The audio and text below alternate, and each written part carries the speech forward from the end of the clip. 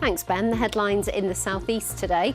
With nearly a quarter of shops vacant in Ramsgate, there's a push for pop-ups and start-ups to regenerate the high street. Oliver's live in the town with more this lunchtime. The literary legacy of Sissinghurst's most famous resident, a new exhibition of the work of Vita Sackville-West. All of this writing, she was writing every single day for the whole of her life. And it's another grey, chilly day, but I am hopeful we might see a bit more blue sky come tomorrow. I'll give you the full forecast later on in the programme.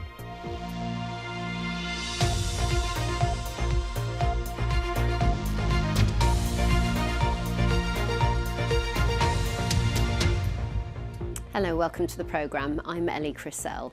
Nearly a quarter of Ramsgate's High Street lies empty. The town's MP, Polly Billington, spoke to Parliament about regenerating the seaside town. Hundreds of thousands of tourists head to Ramsgate each year, but there's been a significant downturn in footfall.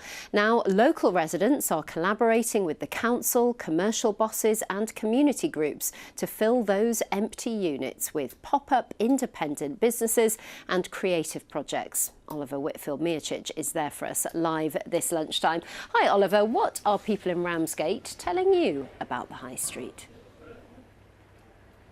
Well, Ellie, I've got to be honest, it's a pretty gloomy outlook from a lot of people who are here on the High Street. Shoppers say they've noticed that decline in the number of shops and banks that have all left in the past 2 to 3 years. In their place, they say, has been a proliferation of cafes and charity shops, and that there are far too many of those types of business, and they'd like to see more independent businesses instead. However, there are community leaders who do believe that this town is on the cusp of having some very positive news when it comes to regenerating shops and businesses around this area. So, Oliver, what's proposed for Ramsgate? So there's currently a government pilot which allows businesses to bid through an auction for any commercial premises that has been empty for more than 12 months. Now, Ramsgate has bid itself to be one of the early adopters when this scheme is widened out, and that is hoped will lead to more of those independent businesses which would come and which would have more of a community focus. The leaders that I've been speaking to say the problem isn't that business people don't want to set up businesses here, it's that the commercial premises are often being held by landlords, they're not being put back into the rental market, which then leads to these scenes of shuttered up shops and a general decline in the high street area. Oliver, thank you. Council tax in Kent could be set to rise by nearly 5% if the Conservative budget is approved. It's the most the council can raise tax without a referendum or permission from the government. Michael Keown has sent us this report. Kent County Council are looking to put up today's budget of around 4.99%. Now, what does that mean in the real world? It means a likely increase of around £6 a month, or just under £80 every single year, if you're an average 2 up, 2 down council tax payer. But why does the council tax need to go up? Kent County Council say it's to help them fund a ever-growing bill, particularly when it comes to adult social care and also special educational needs. Two bills they say year on year has grown ever more. They also point towards the government settlement funding they get from Westminster, saying that that hasn't gone up in line with spending over recent years. Now, councils are compelled by law to set balanced budgets. They've got to show they've got as much money coming in as they've got going out. And that's why they say there's this need for today's increase of around 4.99%.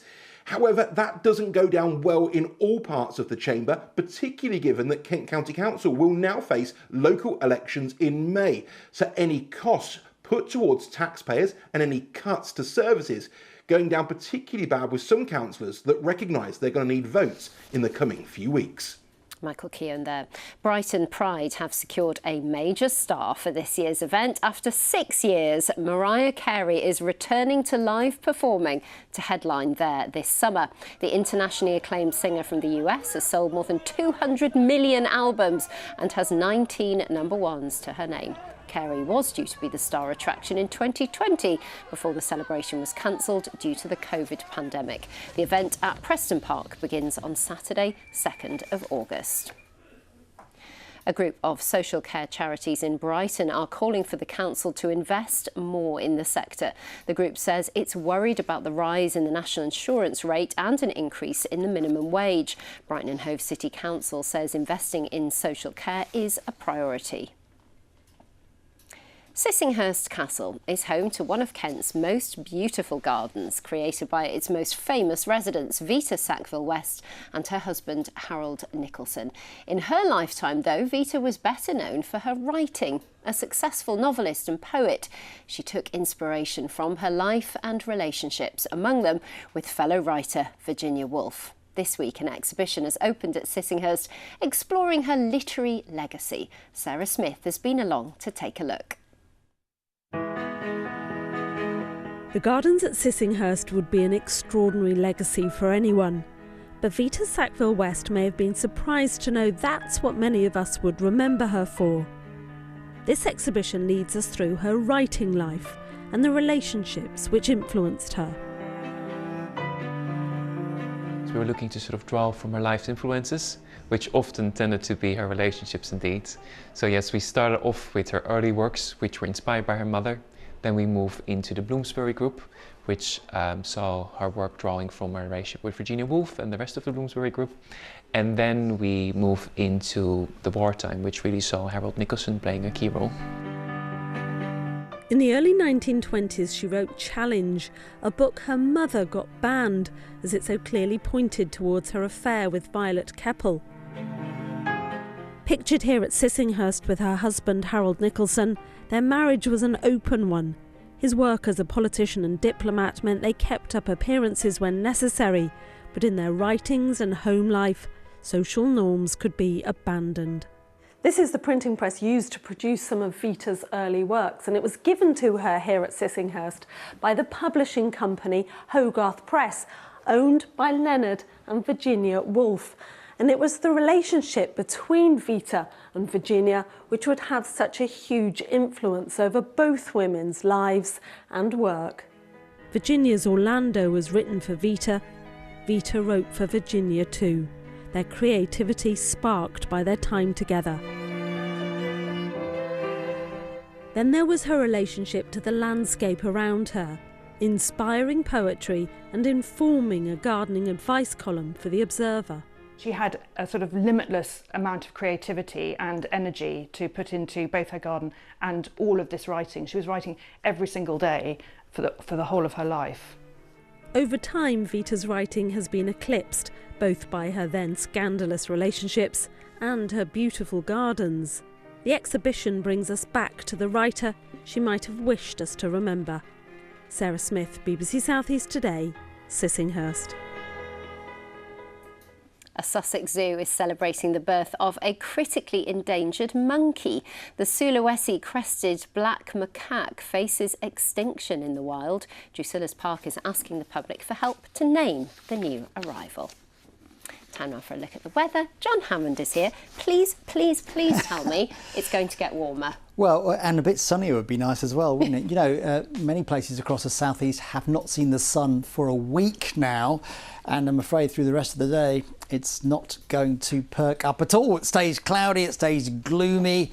Hopefully a bit more in the way of sunshine tomorrow, but it stays chilly right the way through the weekend. That's not good news for Ellie or for the rest of us. Now, I am hopeful that down across France, this little area of clearer sky will head in our direction come tomorrow. I might be clutching at straws, but as the wind's coming from the southeast, so there's every chance we'll see a brighter day tomorrow compared with today, which frankly wouldn't be difficult, would it? Because it's going to stay pretty dull and pretty cheerless through the rest of the afternoon. Temperatures 4 or 5, I think 7 will be very optimistic indeed. At least the winds are quite light, and bar the odd spot of drizzle, it is dry. Now, overnight tonight, some of those clearer skies will start to emerge, and that will allow temperatures to fall a bit lower tonight compared with last night. So a touch of frost, particularly out west. And yes, tomorrow hopefully will be a brighter day. I'm not going to say it's clear blue skies and sunshine, but hopefully some brightness in the sky. Not going to help the temperatures though. It's still quite chilly with that wind coming in from the southeast. And as I say, that chilly thing continues through the weekend. Should be mostly dry. Just hints, Ellie, that later next week it will feel a bit more like spring. Double figures. You're spoiling us, John. We're very excited for that. Thank you very much. That's it. Back to Ben.